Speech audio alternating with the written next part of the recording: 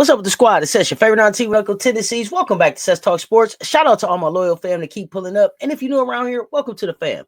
Don't forget to hit that subscribe button, ring the notification bell so you never miss a drop. And everybody like, comment, share, and hype this video so I know you pulled up. What we diving into right now, this isn't just basketball. This is a culture moment. South Carolina versus North Carolina, the class of champions. The Carolinas colliding, not on a practice floor, not in a closed gym, but on NBA hardwood with Atlanta as the stage. This is preseason on paper, but make no mistake, this one carries weight, history, pride, and the kind of energy that can set the tone for an entire season. Let's break it all down together. College basketball landscape has shifted.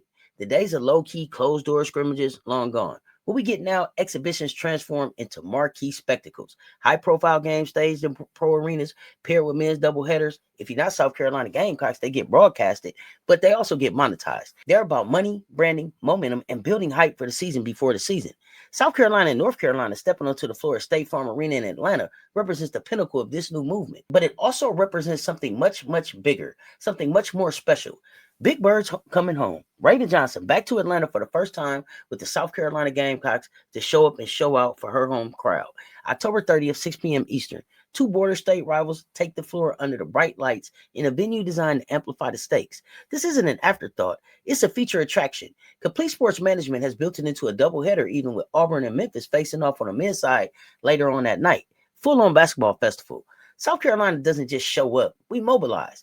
Dawn Staley and the program put together the fam bus trip. $125 covered transportation, box lunch, game ticket, refreshments for the ride. That kind of investment usually reserved for like March Madness, not an October exhibition. And that's the point. Both programs are treating this matchup as a laboratory and a statement.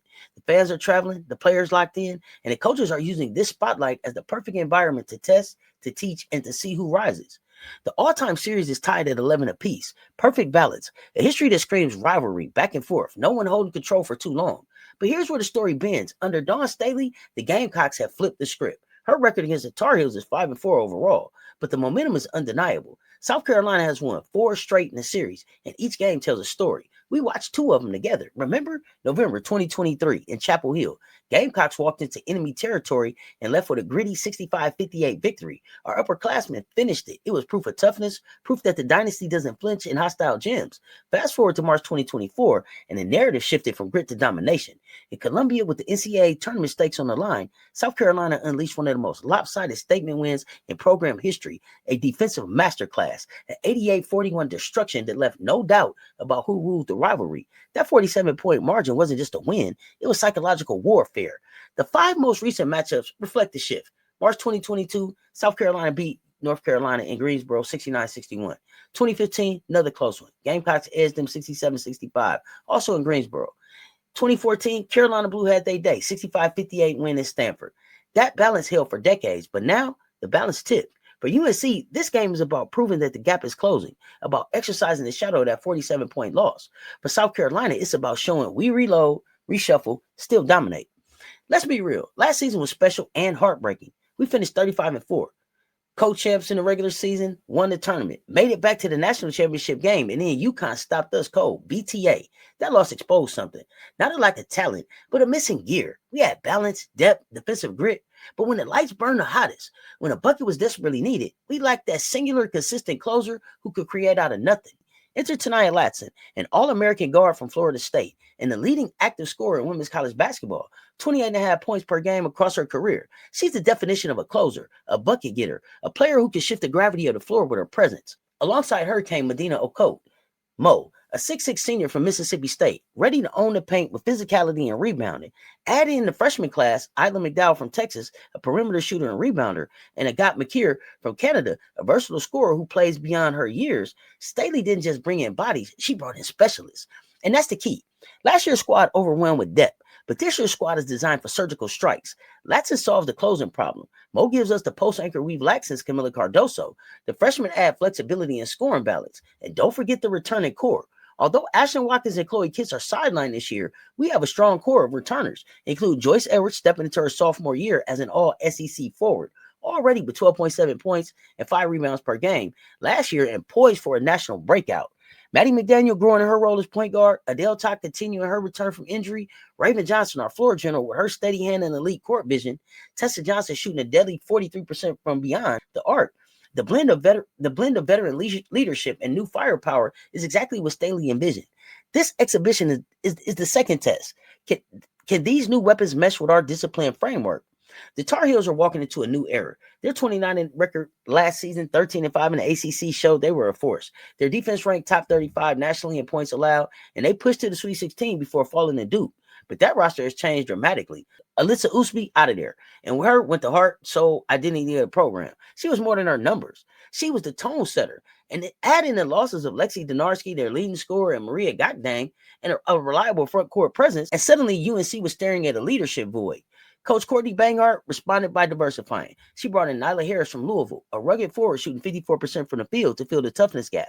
She added Elena Arnasalo from UCLA, a Finnish guard with international pedigree and a natural playmaking instinct. She reached globally, pulling in recruits like Liza Astakova from Russia and activating Taiza Quiros from Brazil. And her freshman class is one of the best in the nation. McDonald's All-American Nyla Brooks and Canadian national team standout Talia Henderson headline a group with serious upside. The return of leadership sits in the backcourt. Renaya Kelly, an all-ACC second-team guard who averaged nearly 10 points and shot over 41% from deep, steps into the lead role. India Navar, the defensive stalwart, who with 2 steals a game, provides stability and grit. But the question remains, can UNC replace Usby's leadership by committee? Can Harris handle the SEC-style physicality South Carolina will bring? Can freshmen score efficiently against elite defenses out the gate? Atlanta will give us answers. The most electric clash will come in the backcourt. Ta'Niya Latson versus India Navar is a chess match. Latson scoring brilliance against Navar's dog defense. Whoever bends first sets the tone. Then there's Raven Johnson against Renaya Kelly. Both are floor generals, both poised, both steady under pressure. Tempo and decision-making will define their duel. In the paint, the war will be bruising. Mo, with her 6'6" frame, squares off against sophomore Blanca Thomas. Can Thomas withstand the physicality? Can she avoid foul trouble against Mo's back-to-the-basket game? Alongside them, Miriam Dowda and Joyce Edwards against Nyla Harris will be fireworks. Harris brought in to be rugged and tough, but against South Carolina's depth and athleticism in the front court, she'll be tested like never before. And, of course, the spotlight players. Latson's Gamecock debut in her return to Atlanta, Edwards chasing National Player of the Year buzz, Kelly's leadership for UNC, and Harris's toughness all define this storyline. This game is all about the minds on the sideline. Dawn Staley versus Courtney Bangard is a study in contrast. Staley builds through discipline and meeting her players where they are. Her look-see-feel approach allows players to walk through their journey of growth and development in their time while still contributing. She drills her players in worst-case scenarios so that when adversity comes, it's muscle memory. Her motto is simple. The disciplined person can do anything. Her teams are mentally unbreakable because they practice like it's the end of the world.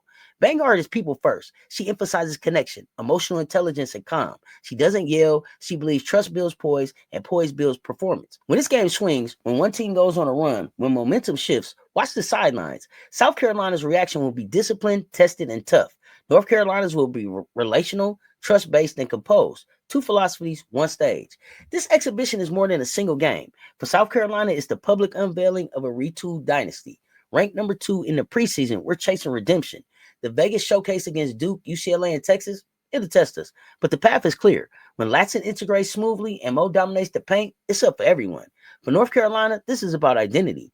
Ranked preseason number 10, they're aiming to navigate the ACC gauntlet while blending youth and experience. Sweet 16 feels attainable, but Elite 8 or more depends on how quickly their freshmen mature.